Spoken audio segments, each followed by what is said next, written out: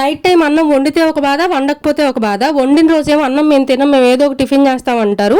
వండని రోజేమో ఏంటి వాళ్ళు అన్నం వండలేదు, అన్నం తినాలనిపిస్తుంది అంటారు. ఒక్కో రోజేమో వండిన అన్నం సరిపోదు, వాళ్ళు ఇష్టంగా తింటున్నారు కదా అని చెప్పేసి నేనే ఒక ముద్ద తక్కువ తింటా. ఒక్కో రోజేమో వండిన అన్నం అంతా అంతే మిగిలిపోద్ది. మా ఇంట్లోనే ఇలా ఉంటదా లేదంటే అందరి ఇళ్లలో ఇంతే ఉంటదా? పెరుగన్నంలోకి ఆవకాయ నంచుకొని తింటే చాలా బాగుంటది కదా, అట్లానే మామిడికాయ కూడా నంచుకొని తింటే భలే ఉంటుంది. అందుకని నైట్ అన్నం ఉండింది, మా వాళ్ళు అస్సలు కదిలించలేదు. దాంట్లో పెరిగేసి కొంచెం ఉప్పేసి మామిడికాయ నంచుకొని తింటే ఉంటది చూసారు. అబ్బా తింటుంటే తినాలనిపిస్తుంది. ఇప్పుడు నేను మాట్లాడుతుంటే కూడా నా నోట్లో నుంచి నీళ్ళు వచ్చేస్తున్నాయి ఆ టేస్ట్ గుర్తొచ్చి. అందులోనూ ఆ మ్యాంగోస్ టేస్ట్ చాలా బాగుందండి. మొన్న మా ఆయన విజయవాడ వెళ్ళినప్పుడు ఒక ట్రే తీసుకొని వచ్చారనమాట. మా ఆయన అయితే రోజు మార్చి రోజు పెరుగన్నంలో మామిడికాయ నంచుకొని తింటూనే ఉన్నారు. నేనైతే ఫస్ట్ టైం తింటున్నా ఈ సంవత్సరం. నేను తింటుంటే చిద్వి వచ్చి నాకు పెట్టవా అన్నట్టు చూస్తున్నాడు. రారా పెడతానని చెప్పా, కానీ వీడియో ఉందని చెప్పేసి వెళ్ళిపోయాడు. మీ అందరికీ ఒక విషయం చెప్పరా, మామిడికాయని పద్ధతిగా తింటే టేస్ట్ అస్సలు బాగుండదు. దాన్ని ఎలా తినాలో అలాగే తినాలి. ఇంతకీ మీలో ఎంత మందికి పెరుగన్నంలో మామిడికాయ నంచుకొని తినడం అంటే ఇష్టం?